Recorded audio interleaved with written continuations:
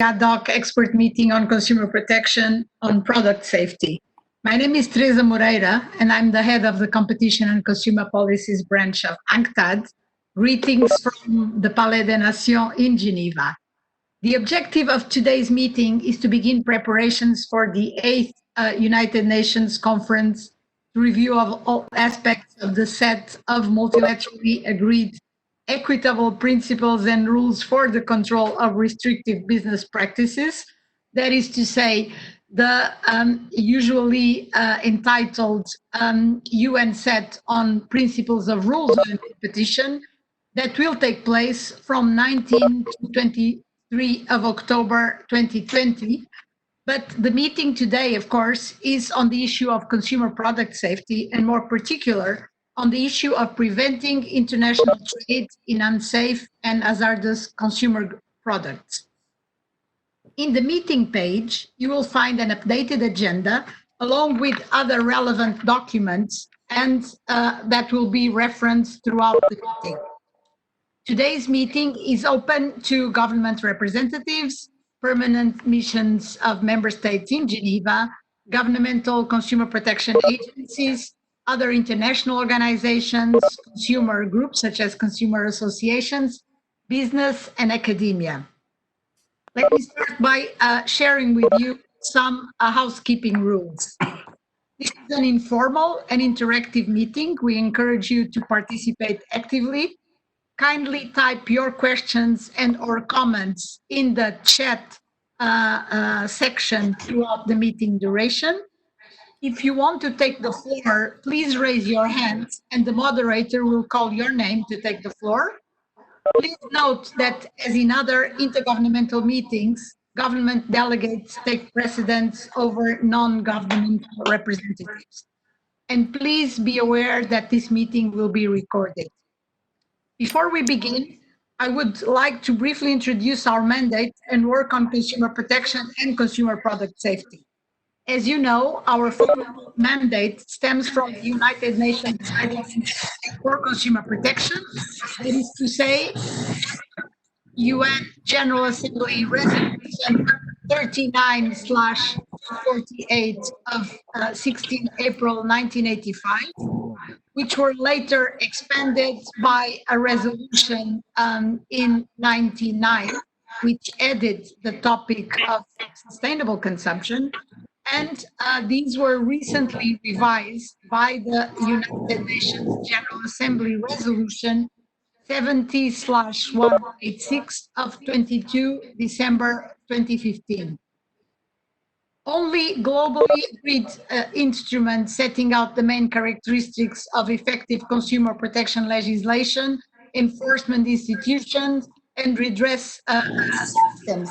That is to say, the United Nations Guidelines for Consumer Protection, revised since December 2015, are the only globally agreed instrument with this broad scope, as we well know. The revised guidelines be made available in our webpage as of the end of upcoming August.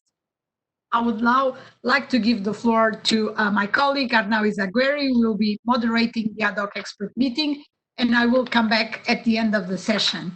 I'm looking forward to your interventions and your contributions, and I wish all of us a very fruitful and successful meeting. Thank you.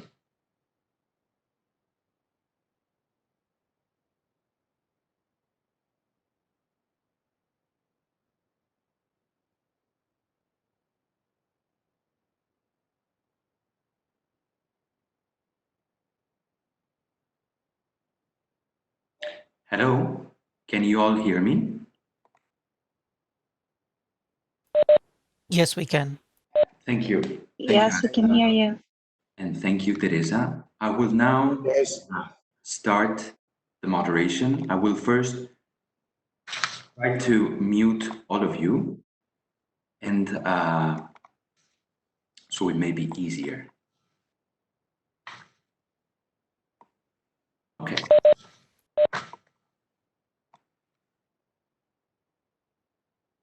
So thank you, Teresa, for opening the ad hoc expert meeting, and thank you all for registering and for joining us, particularly because I believe we managed to set a time that is inconvenient for most of the world, as some of you should be sleeping, some of you should be heading to bed, and some to lunch. So I guess this makes it the most equitable time possible. My name is Arnau Izaguirre. I'm an Economic Affairs Officer at the Competition and Consumer Policies branch of UNCTAD. I have been responsible for hosting the Working Group on Consumer Product Safety since September 2019. And this is the first time I get to moderate an ad hoc expert meeting. So I hope my excitement shows, but if it shows too much, please bear with me. Today, we have gathered governmental authorities, both from consumer product safety agencies and permanent missions in Geneva, as well as interested stakeholders from consumer groups and private sector to discuss consumer product safety issues in the run-up of the UN Review Conference. Before I give you the floor, let me briefly introduce what UNCTAD's Working Group on Consumer Product Safety has been up to. Let me also remind you that all documents that I will refer to are in the meeting website. Now we'll be sharing links for easy reference. So in 2018, the IG on Consumer Protection held a session on consumer product safety. And you may access the two documents that I'm sharing with everyone right now. One is the UNCTAD background note on consumer product safety, and the other one is the report of the IGE on its third session. In its agreed conclusions, the IGE emphasized the importance of strengthening consumer product safety frameworks at national, regional, and international levels to protect consumers from hazards to their health and safety, and also requested the UNCTAD Secretariat to convene a working group on this issue to highlight best practices to facilitate information exchange and consultations, and to continue the work from the third session, led and integrated by member states on a voluntary basis without financial implications for the regular budget of the UN, and to report to the first session of the IG. And this is how the Working Group on Consumer Product Safety was created. It met 4 times in the next IG, and it reached a working definition of consumer products. In 2019, the IG heard the report on the progress of the working group. And let me share you 2 links that, again, they're also in our meeting website, but they may be useful. The first is the report of the working group at the 4th session of the IGE, and the second is the report of the IGE itself.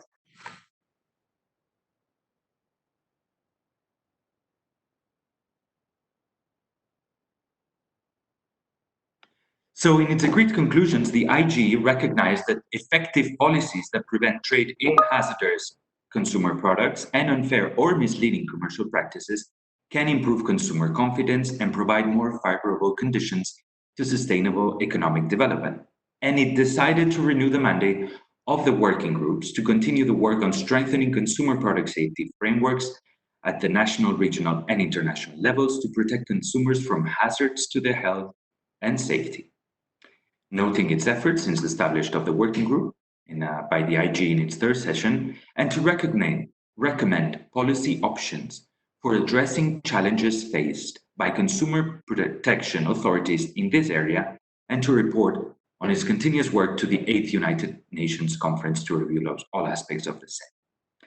So this was the mandate that we have since 2019, and the working group decided on its program of work for 2019 and 2020, and it is in this document that I'm sending you now.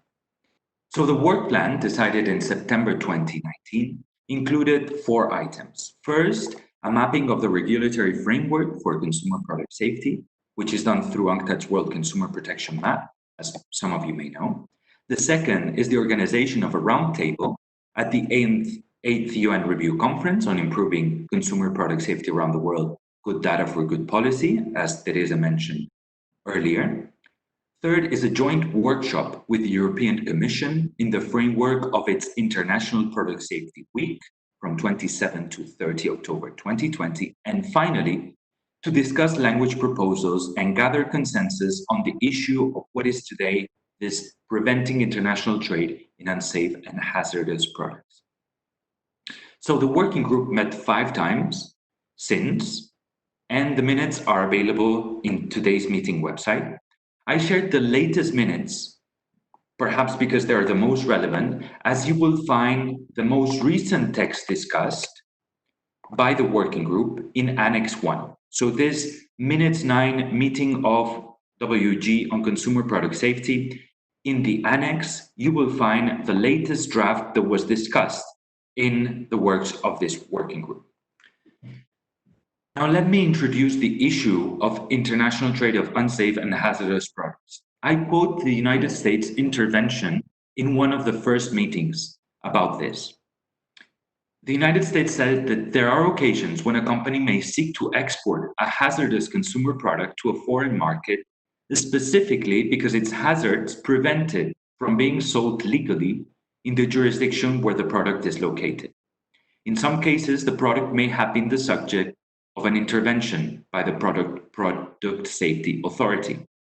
So member states should be encouraged to prevent companies, where possible, from quote-unquote dumping hazardous products on foreign markets. In a nutshell, this is what the draft recommendation intends to do. Some member states have shown interest in bringing this recommendation as a proposal for consideration of the UN Review Conference. So this meeting will serve to share experiences, interest, positions, and concerns regarding UNCTAD's work on consumer product safety in general and on preventing international trade in unsafe and hazardous products in particular. I will now open the floor to all of you. And you need only raise your hand so I can see who's asking for the floor. If we have time after this first round of opening the floor, we may go into the detail of the text of the draft recommendation. So I have received expression of interest to speak from various participants. If you want to take the floor, again, raise your hand next to your name in the participants list and I will call you. I ask you to keep your interventions very short, so ideally less than 5 minutes, to allow for as much interaction as possible. My current list of speakers that have requested the floor is the following: Colombia, Australia, United States, Zambia, South Africa, Canada, Peru, and Tracet. I know that Ms. Maria Carolina Corcione, Superintendent Delegate for Consumer Protection of Colombia, is with us. Maria Carolina, would you like to take the floor? Thank you. Thank you, Arnau, and good morning, good afternoon to you all. The Superintendent of Industry and Commerce of Colombia has prepared some words for today's meeting. After 1 year of hard work at a technical level within UNCTAD's International Group of Experts Working Group on Consumer Product Safety, it is very fascinating to see how far we have come. Looking backwards, it is impressive to see how the ambitious idea to draft an UNCTAD recommendation on consumer product safety has reached this level. The victory really goes to consumers, especially when referring to product safety, since the protection in this specific area goes beyond any economic interest. Because what matters in this area is to safeguard the fundamental human right to live. All of us, as consumers, are entitled to have products that do not cause harmful consequences for our health, life, or integrity under normal conditions of use. As such, consumer product safety authorities, such as the Colombian Superintendents of Industry and Commerce, are legally obliged and empowered to ensure that unsafe or defective products do not endanger consumers' lives. As many of you know, consumer product safety is a very young area of expertise in many of our countries. In Colombia, for example, product safety was introduced only until 1991, meaning that we have been working on this topic for only 29 years. Maybe some of the countries that have joined this meeting might be asking, why is this so important? Well, this characteristic of working in product safety or being product safety such a young area has led different levels of protection in different countries. And this different level of protection regarding product safety is a global issue. At plain sight, this situation may seem perfectly normal and irrelevant. We are working on a young topic and we'll be developing all its issues. Nonetheless, we always have to bear in mind that when it comes to consumer transactions, there are always two sides, the seller and the buyer. This means that there are economic interests from both sides. And in the case at hand, the situation of having different regulation standards in both sides has created perverse incentives for companies, which export products conceived as unsafe under one jurisdiction to countries where the regulation is weaker. This situation repeatedly involves developed and developing countries and does not depend on their level of economic development, but on the level of development of product safety regulation that, as I have mentioned, is mostly young in many of our countries. Nevertheless, whether a product is safe or not should not depend solely on the law, but on the objective characteristics of the product, since products will be the same regardless of their location and the consumers they're intended to go to. All consumers, as Teresa always mentions, as the United Nations resolutions always states, all consumers are equal in dignity and rights, no matter their nationality. That's why product safety will have to follow the same rule. Those are the reasons why in this working group, we have been working so hard to work on this recommendation on preventing international trade in unsafe and hazardous consumer products. Consumer product safety authorities are in urgent need to have a high-level instrument that serves as a tool to continue our cooperation, communication, and organization to fight against this issue. The Superintendent of Industry and Commerce of Colombia is convinced of the importance and value of this instrument. That is why we have expressed our interest in continue working and supporting and leading all the process that leads to the adopting this recommendation in the United Nations General Assembly. Thank you very much.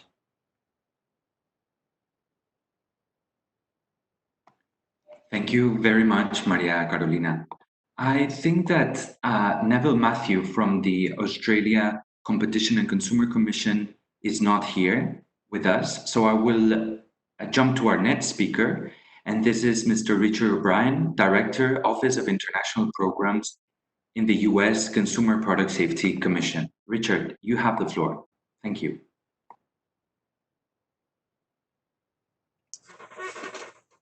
Thank you, Arnau. You can hear me okay, right? Okay, good. Thanks, Arnau. Thanks to the Secretariat, Teresa, also your leadership, and to all of our colleagues who have taken up this cause of better ways to help consumers and to help this working group to bring about a long-needed global focus on the importance of consumer product safety, a matter of life and death for average people everywhere, every day. As we've all experienced these past few months, the world is really interconnected. A virus breaks out in a place on the other side of our planet, and within weeks or months, people in my city are dying. I've often drawn a parallel between the consumer product safety and the fight against disease. The basic point is this: to prevent injuries and to save lives that are threatened by known hazards in consumer products, these products need to not be manufactured.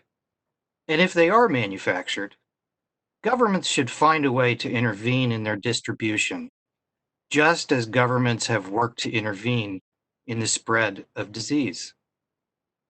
If an ethical basis for taking this position isn't enough, then add to it the price of human suffering. As has been noted before, in the United States alone, with a well-developed economy and strongly enforced product safety system, the cost of injuries and deaths related to unsafe consumer products is estimated at around $3,000 per capita per year. For those who say, in our country, we have other priorities, the question remains, can you afford the cost in economic output from the injuries and deaths caused by hazardous consumer products? The text on the table today offers an opportunity to shine a light on the need for member states to work together to control the spread of hazardous consumer products, not by erecting barriers to trade. The language says nothing about creating restrictions on imports. Instead, the language says that if a government has identified and intervened in the sale of a hazardous consumer product in its own jurisdiction, perhaps it might try to find a way so that it is not dumped on consumers in some other jurisdiction. We considered specific ways of implementing such a principle, and in the end, it was proposed to leave the voluntary possible best practices for implementation for a report to follow later. At first, these voluntary examples in the text, or alternatively in a companion annex, we thought would be useful. But for some member states, such measures, even though the examples would be voluntary measures, create concerns about being held to specific standards that they cannot quickly achieve.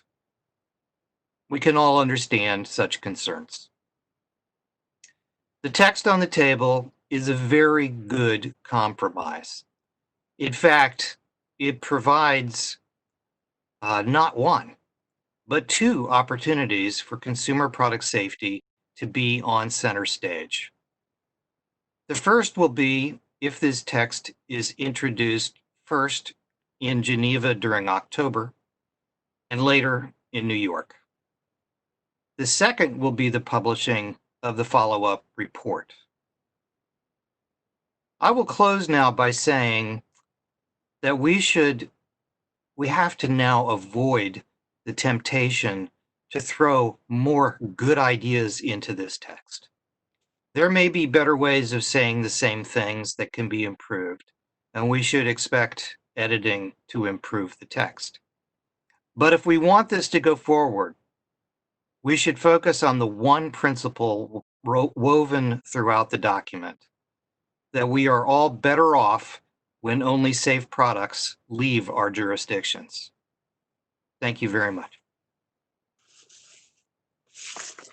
Thank you very much, Richard. I would now like to give the floor to Ms. Eunice Hamafwa, Chief Investigator at the Competition and Consumer Protection Commission of Zambia. Eunice, you have the floor. I believe that you would like to show some slides. I will show the slides for you.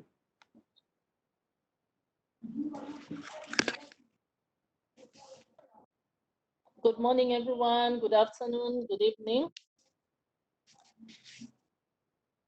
Yeah, I think we just want to comment briefly on the topic.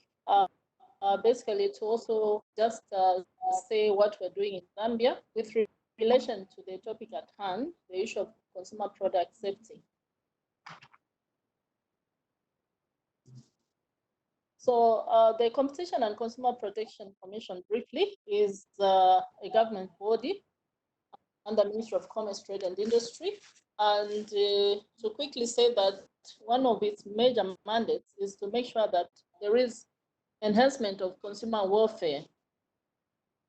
And we therefore investigate consumer complaints, we undertake inspections, we engage in consumer education.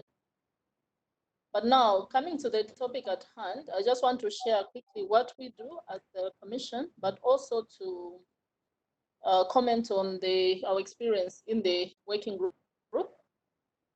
That is the Consumer Product Safety Working Group. When you look at our act in Zambia, we deal with product labeling, and there is a specific provision that prohibits the sale of of products that are not safe. So when we are talking of product labeling, I think you all agree with me that when you label a product, it helps a consumer to make a decision on what is safe, because they'll look at the manufacturing date of a product, they'll look at what is contained in that product. There are certain consumers who might be allergic to certain products or certain ingredients. Hence, they need to make sure that all products are labeled. So our law demands that products must be properly labeled. And failure to do so, it calls for prosecution. Then the issue of a product being safe, it is an offense to sell an unsafe product in Zambia.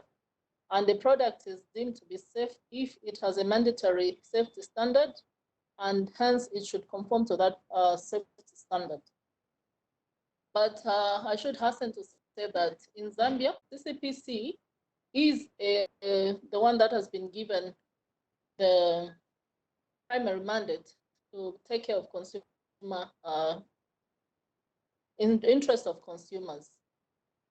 But the Commission works with other agencies like the Zambia Medicines Regulatory Authority.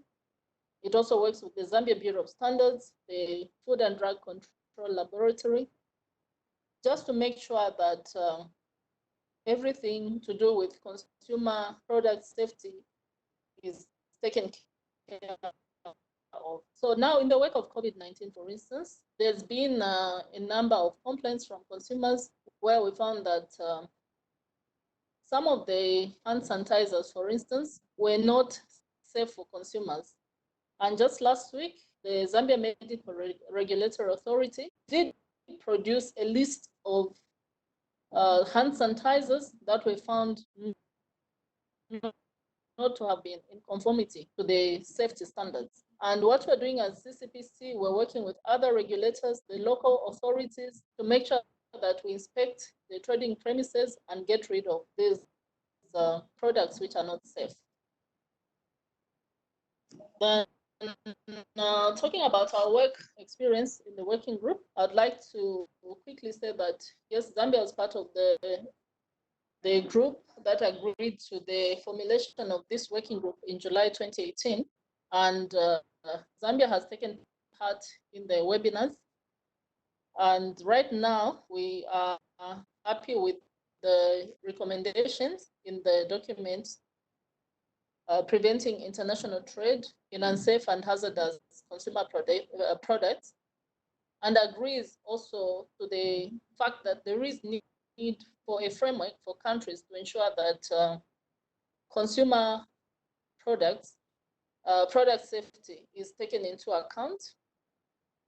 Hence, we want to agree that there's need for for national laws to be formulated by each nation to make sure that they take care of the consumer product safety. And the laws must not only include the general provisions for safety, but they should also include the need to have standards, the need for product recall in case of having products that have been found to be unsafe on the market. Like we know the issues to do, for instance, with Toyota, when there was a problem with one of the models which had a sticking pedal, and Toyota had to recall the products. I think it is easy for countries, if they have the laws in place, such that the traders operating in those countries will make sure that consumers are protected. Then consumers must also be refunded. Hence, the law must also make sure that there is refund provision in the law, and also to prosecute the traders that breach the law. But last but not the least, there should be provision for consumer awareness and education. because I think you all agree with me that when you have an educated consumer, you have an empowered consumer, and hence it makes it very easy to regulate the industry. As I conclude, I'd like to say that Zambia supports the interventions of preventing harmful imports or unsafe and hazardous products. And we are also in agreement with the recommendations towards the work of the working group on consumer product safety. Thank you.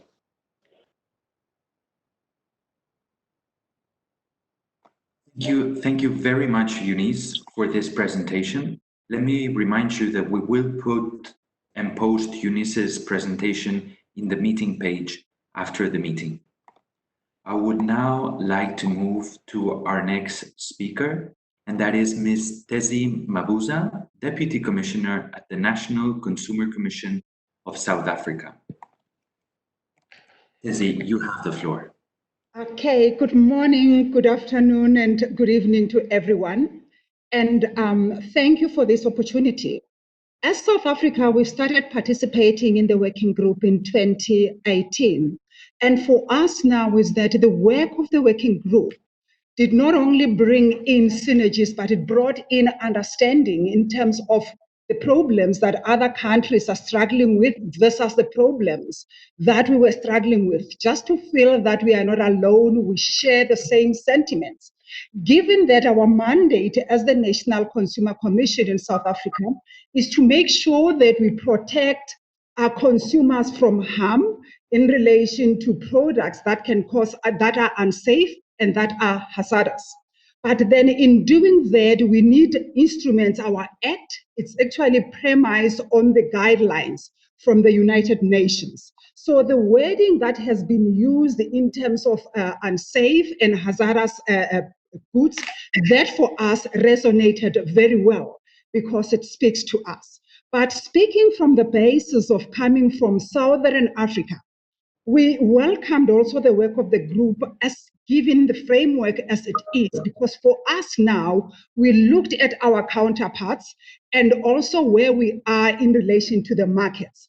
And also to echo the statement that was made by Richard O'Brien, is that we are having open markets that lead to movements of goods across borders. So it is essential that even as an institution, when you have that responsibility, you have it in your country, not only to protect consumers in your country, but also consumers in other jurisdictions where your product is bound to reach them. So even though the recommendation is seem to be voluntary in measure, the implementation, we see it as imperative, given that if we all within as jurisdictions implement it and make sure that we in our jurisdiction ensure that the products that are produced in our shores or that enter and leave our shores are safe from causing any harm on the persons and on the environment. And that as well is that our recommendation on the wording as it is that it is a safe wording, it is simple. Given that where we are, most of our counterparts, they do not have internet, they do not have regulation or instruments. They are still banking on using the consumer protection guideline as is in terms of coming up with their policies and all that. So we see that if we support the recommendation as is, which is South Africa supports it as is, and the simplicity thereof. And we hope that when it's being put forward, it will be easier for all other countries, whether they have regulations or not, to be able to use the guidelines from United Nations as they are to implement and also to catapult them to a level wherein they can actually get into a point of implementing the guidelines as they are and incorporating them into their new policies. And that would not only protect them as jurisdictions, but protect the entire bloc and also the entire countries wherein they might be also importing those goods. And as South Africa, we supported the recommendation. Thank you. Thank you very much, Ms. Tezi. I would now like to give the floor to Ms. Wendy Ledesma, National Director for Consumer Protection at the National Institute for the Defense of Free Competition and the Protection of Intellectual Property of Peru. Wendy, you have the floor. Thank you, Arnau. Good morning with all my colleagues. The renewal of the mandate of the Working Group on Consumer Product Safety to continue the work of strengthening consumer product safety frameworks at the national, regional, and international level was extremely important. The role of consumer protection agencies provided an opportunity to review their existing legislations and consider how to expand definitions and reframe others to accommodate the realities of today, especially at this COVID pandemic. In this case, in the case of Peru, these guidelines have allowed INDECOPI, the Peruvian Consumer Protection Agency, to have a legal framework for product safety and liability that over time has made it easier for us to work together with different Peruvian institutions that see these issues, and also the work and cooperation with international consuming agencies. We are currently working hand to hand with the National Institute of Quality, which is the public entity, governing body, and the highest technical authority of the national quality system. Also, we are implementing digital tools to warning more consumers about hazardous products and learn more about their rights and actions to take when they face these situations. This is an important tool to know which are the more relevant topics to aware consumers about their rights and the actions to take. The importance of the safety product for consumer agencies in this pandemic is more than relevant. Countries will face a slowdown in their economies, so in this new scenario, the trade of goods will increase regarding the developments made by the digital economy. And cooperation is very important between countries. The purpose of this recommendation is to promote a healthy market and the appropriate actions regarding the protection of our consumers. Also, will help to encourage our governments to have a starting point to propose regulation, interventions, and standards to promote cooperation between agencies and immediate actions to avoid the dumping of hazardous products, which affects now and more post-pandemic to our consumers. So in this purpose, Peru will like to encourage our countries to evaluate the adoption of these important recommendations so we can continue working together in the protection of our consumers. Thank you.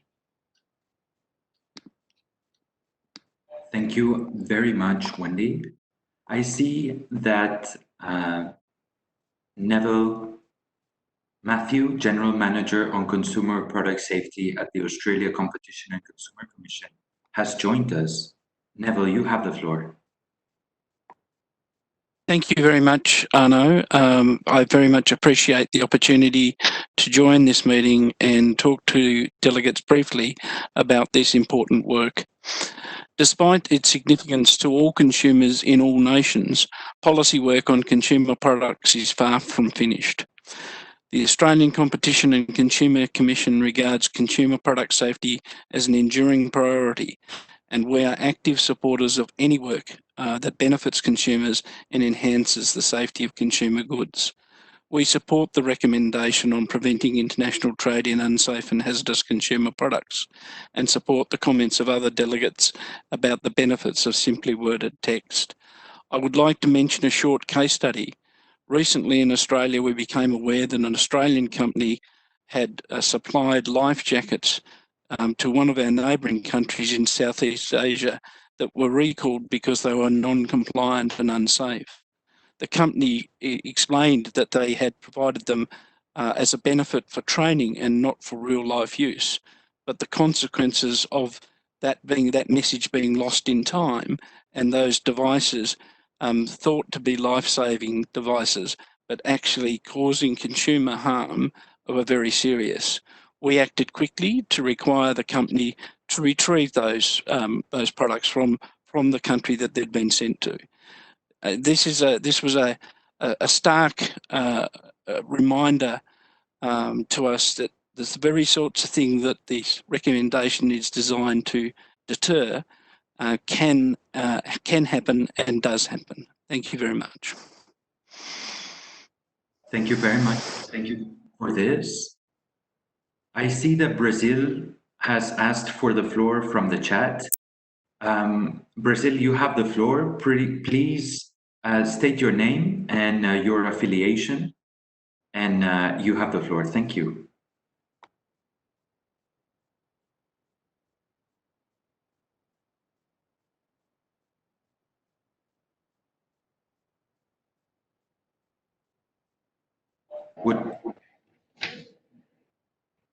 Please go ahead. Thank you.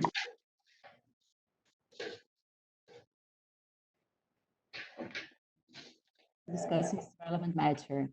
Brazil supports the recommendation on preventing international trade in unsafe and hazardous consumer products, which we believe can have a positive impact on fostering the adoption of measures against the export of unsafe products. The adoption of this document by UNCTAD would contribute to increase the number of countries with a common reference in this important issue. Thank you. Thank you very much, ma'am. I also have received expression of interest from the European Commission. I believe it is Eva Sinkovic, Policy Officer at the European Commission. Eva, you have the floor. Thank you. Good morning, good afternoon, and good evening, everyone. Yes, I just wanted to say that we have been part of this working group. Really enjoyed working with our counterparts all around the world, and it's really, we believe it's something very important that we manage to get to some common results, which is not easy. So we are just looking forward to continue our work in the future. Thank you. Thank you very much, Eva. I don't have any more requests from member states to take the floor. So at present, we will turn to Ms. Surya Padmanabhan, and I hope I pronounced it right. She's the Director of Programs at the Transnational Alliance to Combat Illicit Trade. Surya, you have the floor. Thank you, Arno. I would like to start with referencing the UN guidelines that Teresa had walked us through in the beginning. So just to start there, the UN guidelines is specifically reference online shopping and the prevalence of counterfeits as two emerging risks to consumers.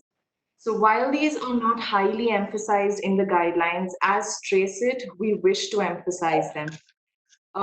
We think that they should be pushed to the top of the priorities for consumer protection agencies worldwide.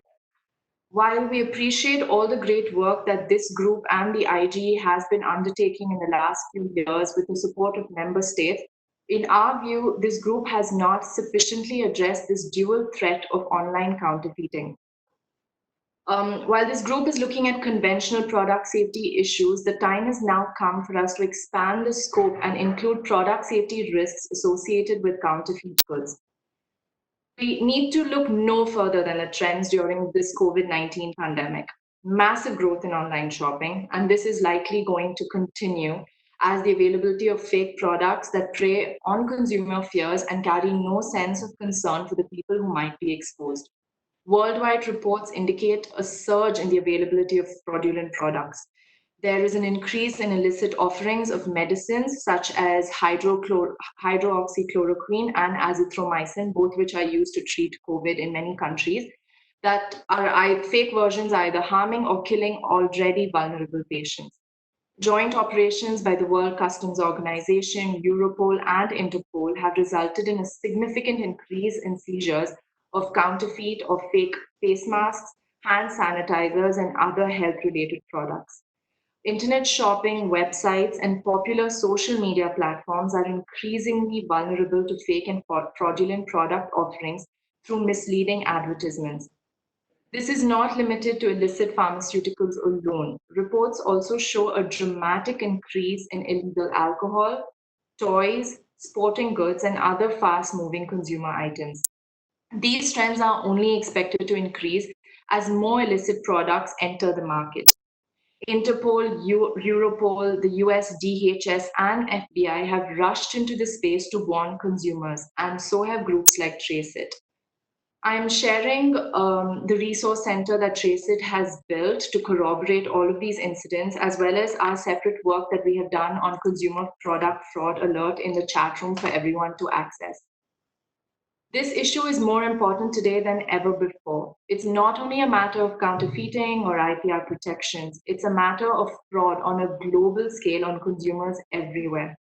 I would really like to recommend that this expert group includes in its mandate addressing the risks to consumers and the product safety issues that come with consumer engagement with fake and counterfeit goods. In preparing recommendations for preventing international trade in unsafe and hazardous consumer products, this issue cannot be overlooked. TRACEIT urges this group to recognize that traffickers of illegal goods often prey upon vulnerable and disadvantaged consumers. We strongly believe that we cannot have a holistic and effective framework if these set of risks to consumers are ignored. As a result, TRACEIT suggests that these recommendations include measures that will effectively counter cross-border illicit trade in goods both online and offline. We find that this expert group is well positioned to do so, and we offer complete support to this group and any other interested consumer protection agency as we move forward in this together. Thank you very much. Thank you very much, Surya. I see that our colleague Emmanuel Nyanza from Tanzania has requested the floor. Emmanuel, please go ahead.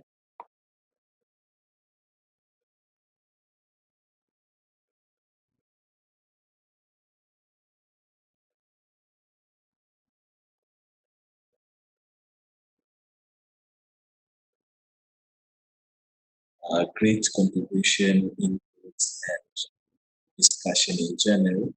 Actually, in Tanzania, under our law, that's the Fair Competition Act of 2003, we have a party which provides, among others, for product safety, in which product safety requirements are provided, as well as product safety standards and product information standards. And Tanzania is working closely with other national association, particularly the Tanzania Bureau of Standards and Tanzania Foods and Drugs Authority, to make sure that consumers are protected. So this actually is a very essential program which Tanzania supports, and we will continue supporting. Thank you very much.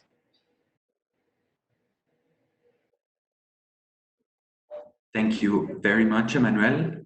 I think we're good with time, and I think that we're closing a first round of interventions. I would now like to give the floor to Maria Carolina Corcione from Colombia. And then afterwards, I will take you through, let's say, a first reading of the recommendation itself.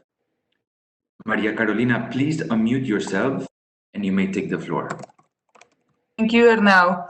As previously mentioned, Colombia supports the document and has already expressed its interest to lead all the process until the document becomes a recommendation itself. And as you're going to read go through the document afterwards, Colombia invites those countries that have not had the opportunity to go through the document to review it. It has been drafted in a very simple language, and it includes all the problematic that product safety, that the trade of products, and state products involves. And it's an invitation to go through a document that the working group has been working really hard on. And it's the opportunity, and it's also the opportunity to recognize the hard work of the working group on consumer product safety. So thank you very much. Thank you very much, Maria Carolina. I see that overall, actually unanimously, speakers have been in favor of the draft recommendation in a general way. So what I propose to do, and since this is the first time for many of you to have seen the text, is to just have a first reading of it. And then at the end, we will open again for any comments you may have, any inputs or impressions you may have. And after that, before closing the meeting, we will review the next steps and we'll give the floor to the head of competition and consumer policies. So now let me share with you the latest draft that has been discussed in the working group. So let's see if I can do this.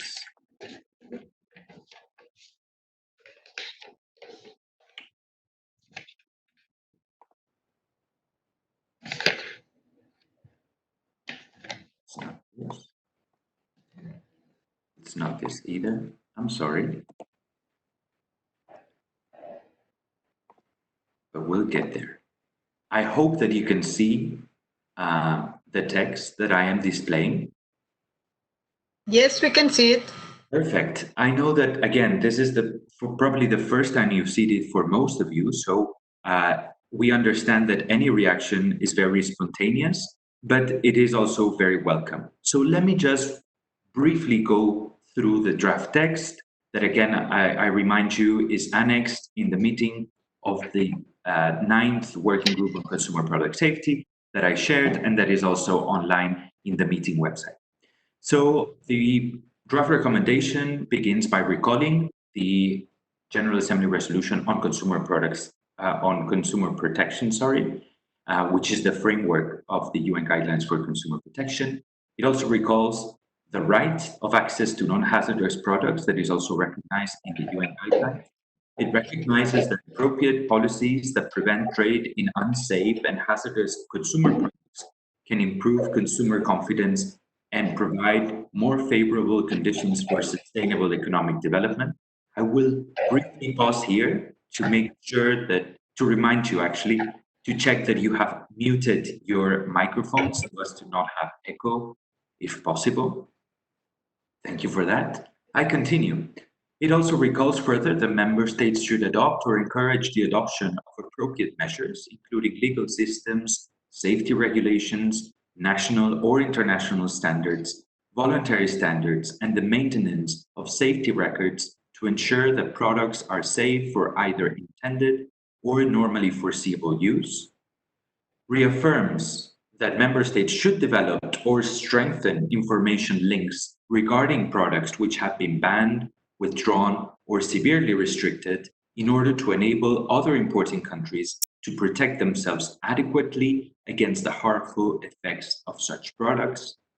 It reaffirms further that member states should work toward a high level of safety for consumer products globally, and similarly, the availability of safety information relating to unsafe and hazardous products in order to avoid detrimental effects for consumers. It recognizes that instances of unsafe and hazardous products being distributed in national markets can be reduced globally as product safety frameworks are strengthened. It recognizes that consumers everywhere may benefit when the manufacture of international trade in unsafe and hazardous products is reduced. It recognizes that member states' product safety frameworks, requirements, and risk assessment approaches can greatly vary, so that a product may be assessed as posing at different levels of safety risks across member states. It also recognizes that many member states are still developing effective consumer product safety policy frameworks, and as a result, may have difficulty preventing unsafe and hazardous consumer products from being brought to their markets. It recognizes that many member states where unsafe and hazardous products have been identified and withdrawn or blocked from commerce may not yet be able to discourage the export of those products. It takes note that the steps by member states to discourage the export of known unsafe and hazardous consumer products would be mutually beneficial to the health and safety of consumers everywhere. It recognizes that the Working Group on Consumer Product Safety, established at the 3rd session of the IGE under the auspices of UNCTAD, aims at strengthening consumer product safety frameworks at the national, regional, and international levels to protect consumers from hazards to their health, and on recommending policy options for addressing challenges faced by consumer protection authorities in this area. And it knows that the working group has focused its efforts on consumer products understood to mean the category of products intended for and/or likely to be used by consumers, but without including food, drugs, medical devices, as these products are often subject to specific risk assessment and risk management in distinct regulatory frameworks. So this is the end of the preambulatory clauses, and now we begin with some operative clauses. The first, perhaps the most important and also simple one, is that it recommends that member states pursue policies aimed at preventing the international trade in unsafe and hazardous consumer products. The second, that it calls on member states to raise awareness among businesses responsible for bringing goods to the market on the potential harms of international trade in unsafe and hazardous consumer products. Third, it calls on member states to raise awareness among consumers on the risks to their physical health posed by unsafe and hazardous products, especially when engaging in cross-border online transactions. Fourth, it recommends that member states regularly exchange information on national policies and measures on product safety recalls and safety requirements.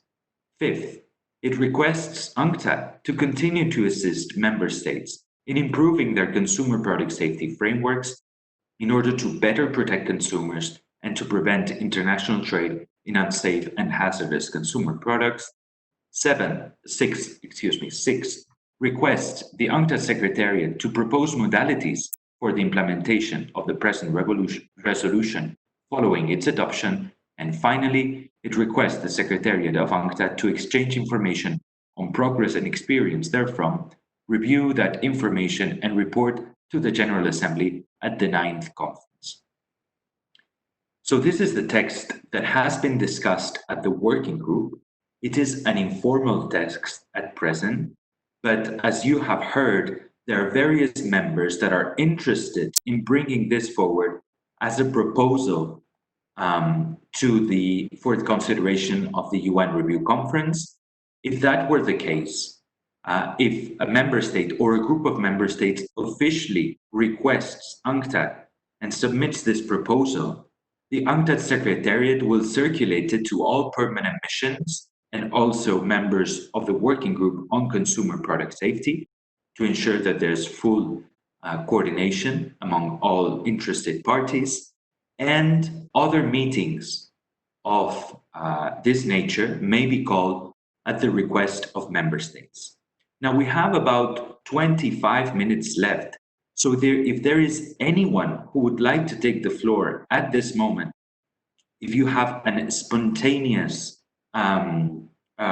remark or idea or suggestion about what I just read, or also about the process and the next steps forward, now is the time to raise your flag. And also, right before the end, I will remind you of the next steps from here until the review conference, and I will give the floor to Teresa for the closing of the meeting. So I see that there's a raised hand from Tezi Mabuza.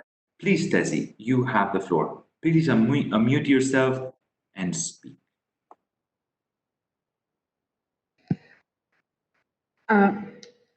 My apology. I think that I just raised the hand by mistake, and I'm sorry about that.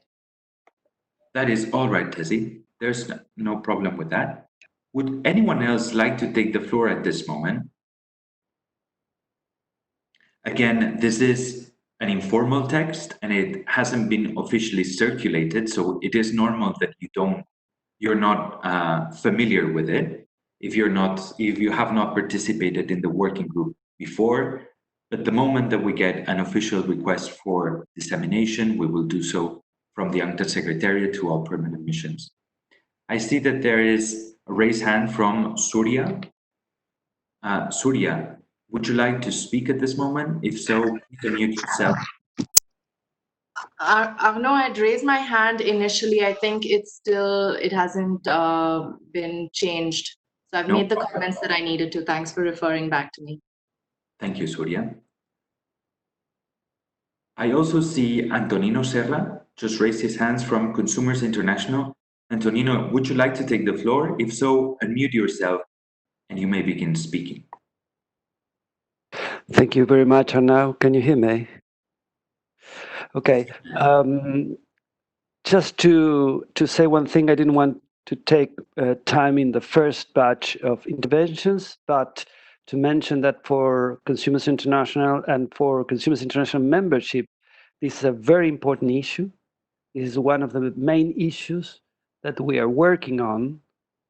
And to refer that in a survey that we made later last year, one of the questions that we put to our membership and to a series of stakeholders related to product safety, we asked them how they think international cooperation should be and what is the importance for international cooperation in relation to product safety.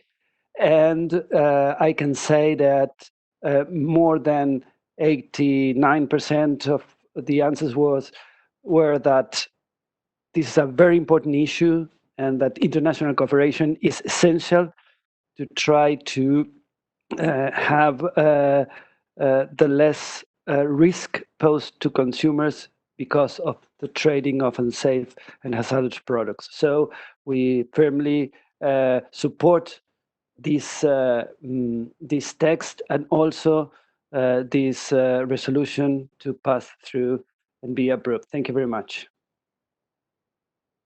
Thank you very much, Antonino. I see that the United States would like to take the floor. If so, please unmute yourself and start speaking. Thank you. Thank you very much. You can hear me okay? A topic that has come up from time to time, but which has not been discussed today, is the question of trade rules. And I would like to just address that very briefly. Some of us have had more experience than others in dealing with WTO-related rules on international trade. If you have not had this experience, you may wonder, in each of the instances where international trade has been mentioned in this text, is this problematic? And I would like to share with you that it is not. And the reasons are the following. First of all, as mentioned earlier, we discuss mostly the actions of a government in preventing the export, the dumping of a product from its jurisdiction to someone else's. Trade rules are intended almost totally to cover the issues of import restrictions. So we are not operating in that category here. Secondly, in general, there is an exemption under WTO rules for measures that have to be taken to protect the public health and safety. And the language is that they should be no stricter than necessary, no greater trade impediment than necessary. When governments put in place measures to protect public health and safety, and when those measures are genuine and the data shows that they're necessary, that's a pretty good case if you ever had to make it. I think that's the world we operate in. I know that is the world we operate in consumer product safety. So from two standpoints, our language that we have in front of us takes a very wide turn, a very wide berth around trade issues. And I just wanted to provide that assurance. And I think that the Secretariat has also informally made inquiries and has come away with the same answers. Thank you very much. Thank you very much, Rich. I see that Iraq and Brazil have raised their hand. I would like to call Mr. Mahmoud Alatiya from the Permanent Mission of Iraq to take the floor. If you would like to speak, please unmute yourself and start speaking. Thank you. Thank you very much, Arno, for giving the floor and for pronouncing my name correctly. And thanks to the Secretariat for UNCTAD for convening this very pertinent and important ad hoc meeting regarding a very important issue of consumer protection and product safety. As we saw through the point I want to raise here is about the resolution that the draft that was put on for us by you, Arno, as the fruit of the discussions that was ongoing on the working group. They seem to be very relevant and reflective of what we had in mind in the third IGE. So the language itself seems to be very, appropriate and a good compromise, as many of the colleagues has indicated already. Now, a question that I have is to do with the follow-up steps following this, the supposed or the adaptation of this resolution. And in that regard, I wonder what is the modalities that's going to be there in place to follow up the resolution. Are we going to be, expecting a guideline to come out of this, or legally binding framework, so this is basically my query at this point. It is a very good text, but unless it's operational, goes into operation, it's gonna stay, like a wish list for all of us. So I would really appreciate if the Secretariat could guide us on this point. Thank you very much. Thank you very much. In order to answer, Mahmoud, your question, I'd like to ask Teresa, would you like to answer? Should I go ahead? Please. Thank you very much. Let me just say a couple of things, and of course, Arnaud, I'll feel free to complete. Well, if I may, Mahmoud, thank you very much for your question. Of course, I think it is very relevant. The way we have been approaching this so far, as you know, and as was mentioned by several delegates previously, the working group on consumer product safety started by identifying some issues for exchanges of information, for consultations, and it has reported every year to the annual session of the IGE. So in any case, because this may not have been very clear from my initial intervention, so the 8th review conference that will be taking place in October, from the 19th to 23rd of October, we'll hear from the working group on consumer product safety, so on the developments, on the latest developments, and these will obviously include the exchanges and the consultations on this draft recommendation. First thing. So second, as usual, and I think I've now already mentioned this, as usual, we will need one member state or a group of member states to actually take the lead in circulating, in asking to propose the text that we shown, because of course, as the Secretariat, we've been closely working with those member states and relevant stakeholders representatives that have been more engaged in this issue. And this is how we together, so to speak, we were able to get to this draft.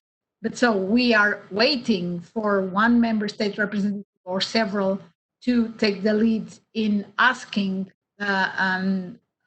working as the proponent, so to speak, of this text for formal circulation, and then allowing for other member states representatives and other stakeholders to comment on the text. That's why we had a number of very important interventions from colleagues that have been more actively involved in this process. And this will be, I would say, the following step as we speak. Then, assuming that we are able to get this formal circulation that will pave the way for additional comments from delegations, in the review conference, after we hear from the developments, latest developments of the work of this working group, the draft recommendation will hopefully be able to be submitted for consideration of the review conference. And again, here, we hope that member states representatives will take the floor and comment on it, hopefully endorsing whatever is the text by then. And that, like this, we can have an agreement on the recommendation, which will be included, if, of course, agreed upon, in the resolution of the 8th UN conference, because since this is a higher level meeting that UNCTAD is holding this year, we won't have the usual annual agreed conclusions of the IGE. We will have a resolution of the conference, which of course will have in its content conclusions that have been agreed, but that will also include, as I said in the beginning, the mandate on consumer protection and on competition for the following 5 years. So I think I have covered all the steps now, but feel free to add something. Thank you. Thank you very much, Teresa. I know that there is one more speaker who asked to take the floor, Arif Safari. If anyone else would like to take the floor, please raise your hand or write something in the chat so that I have it under my radar. And I would like to compliment, Teresa, what you said with the issue that Mahmoud raised on the legal nature of this recommendation and whether it is suitable for it to be binding or not. But the premise is that member states are sovereign, and it is for member states to decide what kind of legal nature should any instrument take. Now, but it is worth noting that the UN guidelines for consumer protection, under which our work is developed, is a resolution from the General Assembly that is not binding to member states. Even though it is not binding to member states, this doesn't mean that it doesn't have any effect. The fact that the UN guidelines for consumer protection were adopted by consensus at the General Assembly attracts a very high authority to the guidelines themselves, and we see that most member states aim to review their policies to accommodate the UN guidelines for consumer protection. This may also be the case for preventing the international trade of unsafe and hazardous consumer products. Please also be mindful that the recommendation needs to be suitable for member states with very different experiences in their legal framework, in their institutional framework. And so it is a good step to start with a recommendation, to ask for the Secretariat for the modalities report on how to implement it, so the member states can see the different policy options before them if they choose to implement the resolution. And again, I should stress, if they choose to do so, because it is a recommendation. And if this were to come to fruition and member states thought that it is better to have a binding commitment, then they would have to take the route of setting a treaty on this issue. We are not there yet. At present, we are in the business of producing a recommendation to be submitted to the UN conference in October for the conference to decide whether to adopt it and or whether to take it to the General Assembly for adoption. This is the current state now. And before I take you in more detail through the next steps, once again, I would like to invite Ariev Safari, who raised his or her hand, to speak now. Please also identify which institution you are representing, unmute yourself and speak. Thank you. Hello. Is it clear, my sound? Yes, it is. Please go ahead. Okay. Okay, my name is Arif Safari. I'm coming from Indonesia, from the National Consumer Protection Body in Indonesia. So actually, I'm very glad to hear this discussion because actually in Indonesia, we do have one general product safety regulation only for food sector. Meanwhile, for the non-food sector, it's not binding in one general product safety. Instead of it's spread in all over different sectoral policy and regulation. But meanwhile, our government through our DSN, this is Indonesian National Standard Body, has been mandated by the government to develop the national quality policy, which is hopefully through this national quality policy, your recommendation can be attached to it, and we will have one single national quality policy, especially for general product safety for non-food and also for food product safety policy. So this is a good opportunity for us to hear from you there.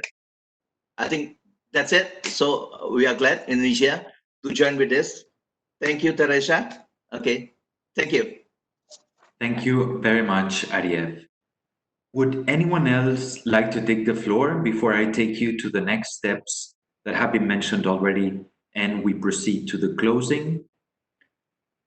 I don't see anyone requesting for the floor. So let me just remind you, because we've said this before, that the next steps are quite simple and are quite formal. That means that for this to be